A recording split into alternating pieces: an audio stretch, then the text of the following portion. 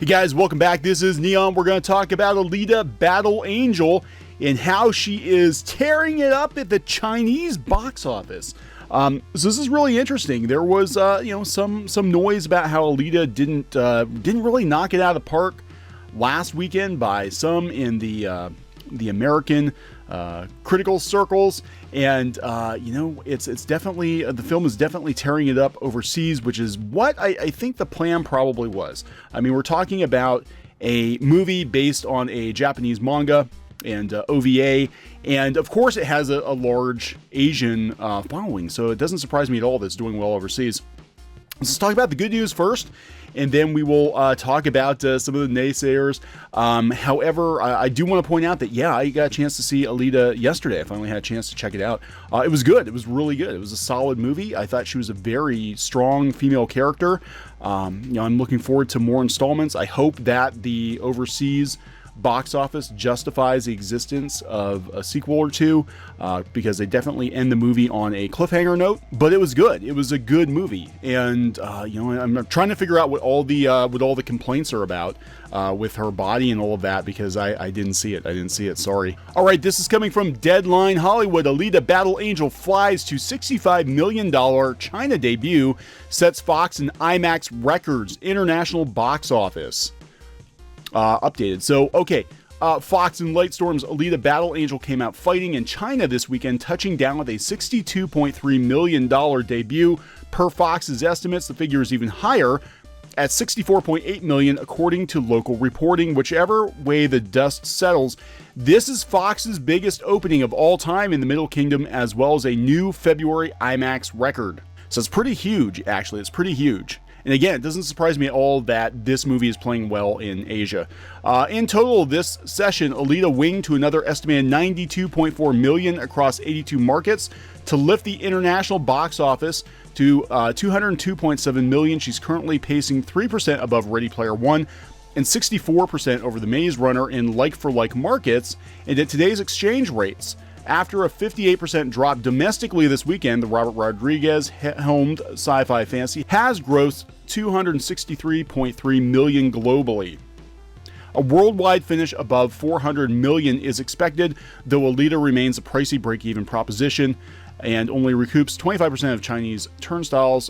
Finance sources still believe that Alita will have a hard time seeing profit. Yeah, it's a very expensive movie. I mean, if you've seen the movie, it's a very expensive movie. Clearly, looking at the technology, but I think it was designed with sequels in mind, sort of like the Avatar films, where they innovate the technology for this one, and then they reuse a lot of the models and the technology in sequels, which would definitely cut down on the cost for other Alita movies going forward. So this is really interesting stuff. And then now this is the positive spin. Notice the movies they're comparing it to. It's 3% above Ready Player One, which was considered a success. It was a success overseas, especially. The Maze Runner was considered a success too. Now we're gonna look at Scott Mendelson's take on it. And Scott Mendelson, obviously he has to report on this. This is his job. I don't think he's really on board with Alita. I haven't read his review, but he has made digs before to Alita, like, oh, she'll be on top until Captain Marvel comes out, yada yada. And again, I haven't read his review, so I probably should go do that before I talk about things I don't want to talk about. But he immediately kind of subtly gets the comparison to Alita to box office bombs. Now watch how this works. So we can't have the good news without the bad news. Alita Battle Angel nabs a boffo $65 million weekend in China. And it sounds like he's all for it. And then we'll get to the second paragraph. Good news and bad news for Alita Battle Angel. Bad news is that Fox's $170 million budgeted sci-fi fantasy dropped by 58% this weekend for a $12 million Friday through Sunday frame. Yeah, because How to Train Your Dragon 3 came out, right? I mean, that's going to definitely hurt anyone. The good news is that the film went up 76% on Saturday and pulled in a pretty damn strong 3.8 times weekend multiplier. That means it's playing to the kids right alongside the overperforming How to Train Your Dragon. Now, I did go see Alita yesterday. There were kids in the theater. I don't know if I would have taken kids as young as some of the kids that were in the theater, but there was a little girl, at least, who was like 6 or 8 years old, who went to go see Alita with her parents. I don't think I would have, but but it is interesting that people are taking their little kids to go see Alita, and I don't think they realized what they were in for. Anyway, and yeah, the DreamWorks 2 nabbed some of Alita's screens, and unexpectedly large 55.5 million this weekend. Probably didn't help Alita's post-debut legs. The film has now earned 60.68 million in 11 days of domestic release. This movie, again, I do not think was designed specifically for the domestic market. And it's the same with Transformers, Pirates of the Caribbean. Like, they don't perform that well in the US, but they kill it overseas. Those kinds of science fiction, high, heavy special effects movies, they play very well overseas. And like I said, Transformers, I think, exist basically for the Chinese market at this point. So unless it rallies hard next weekend, 100 million is a pipe dream in the US, right? It's already done more than that overseas. Total, if I'm looking at the numbers correctly, at a glance, it's probably looking like an 85 to 90 million domestic finish. Okay, so here's where he pulls in all the negativity.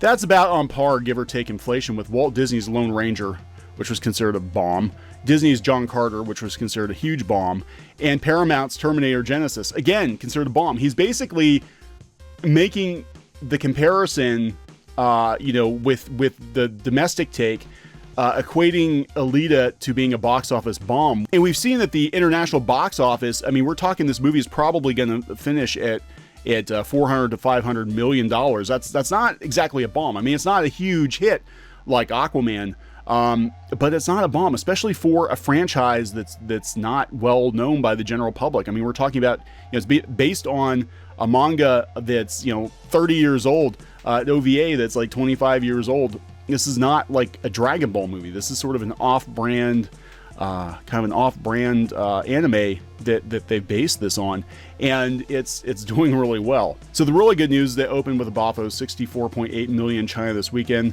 That's from a 19.75 million Friday gross, giving the Robert Rodriguez directed and James Cameron produced manga adaptation a 3.28 weekend multiplier. That's quite promising, as it seems the Chinese audience seem to be enjoying the flick. That's okay. So he is admitting now it's bigger than Ready Player One. He said it's on par with Pirates of the Caribbean and Kong Skull Island. So if it plays like King Kong or like Jack Sparrow, we may be looking at a 153 million to 185 million cum in China. That would mean around 250 million global plus whatever it makes outside North America and China. And I think it'll probably do well in Japan too. I don't have the Japanese numbers. Nobody's really talking about it. So, and again, kind of a footnote here. The other scenario is where it plays essentially best case scenario in the rest of the world. It's actually doing pretty well, I think. Think 90 million North America, 200 million China, and 220 million overseas elsewhere for a 510 million global cum. If that happens, and that's a big if, negative, then Alita Battle Angel will be the first non-Chinese movie to top 500 million worldwide without earning at least 100 million in North America.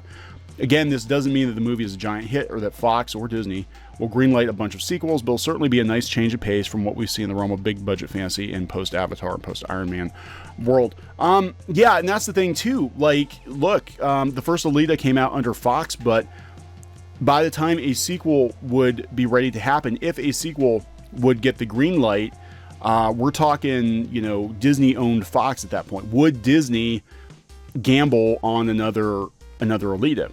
But then the flip side is, Disney probably could do a much better job marketing a sequel to this film.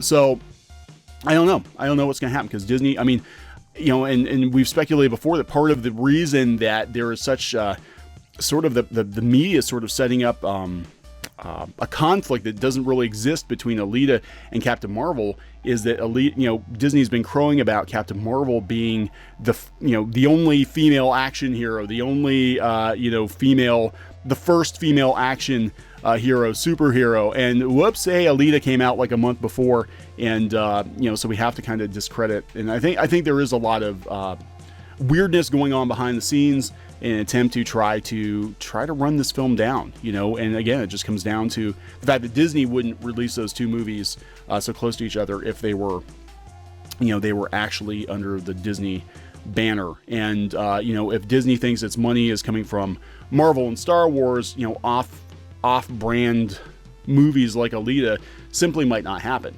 You know, if Disney buys Fox, they might decide they don't want another Alita film just because they don't want Alita to cut into any box office take of their umpteen million Marvel movies or umpteen million, you know, animated movie remakes or whatever. So that's a possibility too. I mean, even if the movie does well, Disney might decide they don't want to greenlight another one. So we got to think about that. But very interesting to see how this is performing overseas. And, you know, I think the movie actually will have legs because a lot of people are talking about checking it out now. They kind of waited a few weeks, and some people were actually going to check it out in protest of Captain Marvel. That's entirely up to you, but I will say my own personal opinion. I did see it. I was a big fan of the OVA back in the day. It's very close to the OVA. They did take some liberties with it. They did mix in some stuff from later volumes of the manga, but it is probably one of the most faithful manga adaptations ever. It probably is the most faithful, getting the flavor of it down while still making something that works for Western audiences. I do recommend it. I absolutely recommend checking it out. So this has been Neon for Clownfish TV. Please subscribe for more pop culture news, views, rants, gaming videos, art videos, and more. I'll talk to you later. Hey guys, thanks for watching Clownfish TV. Please consider supporting the channel. Go to clownfishsupport.com. That's clownfishsupport.com. And if you want to join our community, go to clownfishtalk.com. That's clownfishtalk.com. Please subscribe, ring the bell for notifications. We will talk to you next time.